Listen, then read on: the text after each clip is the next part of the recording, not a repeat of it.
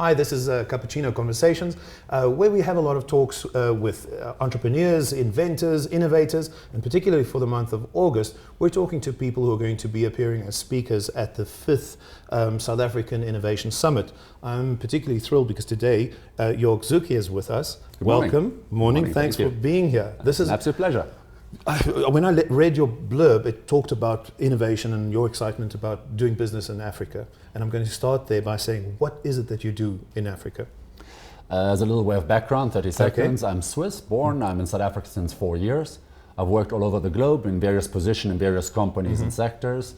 The last position was at Goldman Sachs. Cashed in my chips. Said I always wanted to become an entrepreneur. Okay. Euro goes a little bit further in Africa than it does in Europe. That's one aspect. And the second part is the world's attention started turning towards Africa. So I thought I'd preempt it and move down here. And be here ahead of the pack. Came here 4 years ago, started a couple of businesses. They failed miserably. Okay. And then through networks, through getting to know the landscape better, some of the business took off, and today we employ almost 2,000 people in 24 countries across the healthcare sector, bookkeeping and IT. Wow, and that's your 30-second blurb. That's a fantastic background. Thank you. Now about, particularly on the blurb, and I wanted to ask you, why Africa? Because a lot of people are really excited about the kind of innovation that happens here. And when we compare it to what's happening in the rest of the world, I really do believe personally that there's a lot more innovation happening here, even though we're something down to 52 on the innovation index. What is your take on Africa? Well, Africa is too big a generalization to capture in sort of one statement. I look at sub-Saharan Africa. I see enormous potential, in part because the gap between perception and reality is still wide, and that is a perfect playing ground for an entrepreneur. Secondly, as you said, the measurements of innovation, and I'm not entirely sure how we would define innovation. An index, sure. Is such that it doesn't actually capture a lot of on-the-ground, sort of bottom rural area basics innovation. Look at what people have to cope with. Exactly. There's no reliable infrastructure. There's no funding mechanisms. There's a very sporadic network, a demographic which is spread over just South Africa, 14 different cultures and languages. An iPad market of 250,000 units. So it's a very, very difficult market to capture. Even Woolworths can't get economies of scale when they import containers from China. They're literally dropping off half containers on the way to other countries, other markets. Wow. So it's a difficult one to quantify, but there's certainly a lot of growth and there's certainly a lot of development here. I've also had an interesting conversation just about comparing also innovation that happens here, and as you say, if it's something that happens on the ground, it's certainly something that in many cases won't even have relevance in the Western world, isn't it? In terms of somebody developing something that really works on a communal level, I think that the communities may be much more closely knit than in the rest of the world. What could make it different for innovation to be flourishing here? Look, to me, Africa is the final testing ground. If you can get a business process, an IT system, a product to work here against the conditions that it has to, from extreme uneducated users to very sophisticated, to standards that are rising, but without the educational system to support it. If you can get it to work here reliably, the chances are it can work anywhere in the world. So and that is what I love about this. So it's the SABS, I think you call it SABS yes, that's here? Right. It's the SABS of the world. Okay, so it's not true, no longer true for New York if you can make it there. Excellent. I want to ask about the actual Innovation Summit. What are you going to be talking about at the summit? I'm open to suggestions really on this one. But generally speaking, looking at the lineup of guest speakers, it is a very scientific approach to entrepreneurship, to innovation, to bringing different schools of thought, different methodologies, different approaches, what has worked, what hasn't. What I'll be sharing is really what has worked for me. My impressions as an outsider, what I discovered here, where the potential in Africa is, what excites me, how we started and screwed up some of the business's ventures, some of the assumptions that we made about Africa. Oh, poor Africa down in the corner there, ignored by the rest of the world. Oh, we know better, we Europeans. Let's come down here. And I was taught a lesson very quickly about the sophistication on the ground. Yeah, it's a shocker.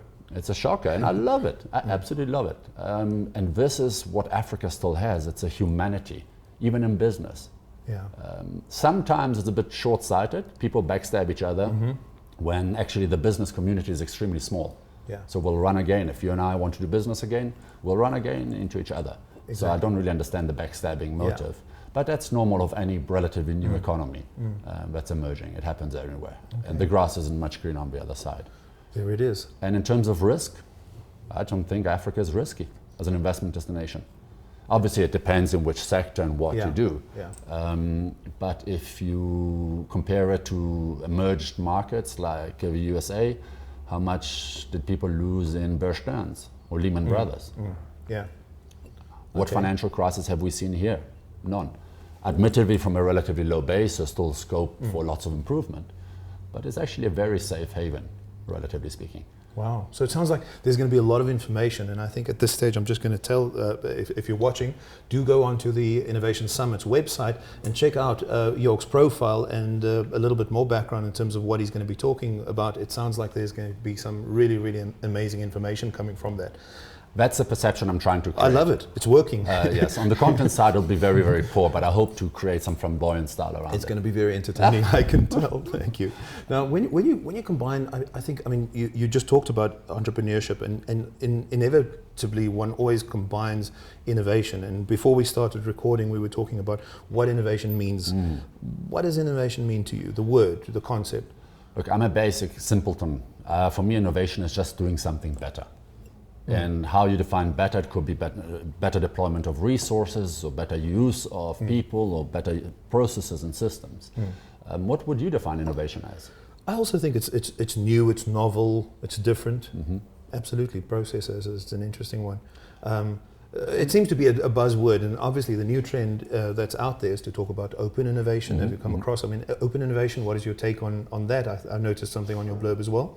I don't actually know what open innovation is. Okay, open innovation is the sharing, or this is again my take, because this is the new one, is this trend of sharing information that companies have developed already that may not be useful to you, but may be useful to somebody else. I'm actually part of a group of open innovators who meet quite regularly in Johannesburg area, and you mentioned something before that was interesting to me in terms of entrepreneurs doing something similar. Do you want to tell me about that? Well, yes, I created Entrepreneurs Club simply because I believe in the power of sitting around the table, drinking cappuccinos or coffees, and just getting a dialogue going. Because one person's experiences can solve somebody else's problems. Exactly that, and that's open innovation. That's fantastic. And given on your definition, piggybacking on your definition of open innovation, when I came here, I realized that a lot of businesses are clutching their own companies and their own sectors.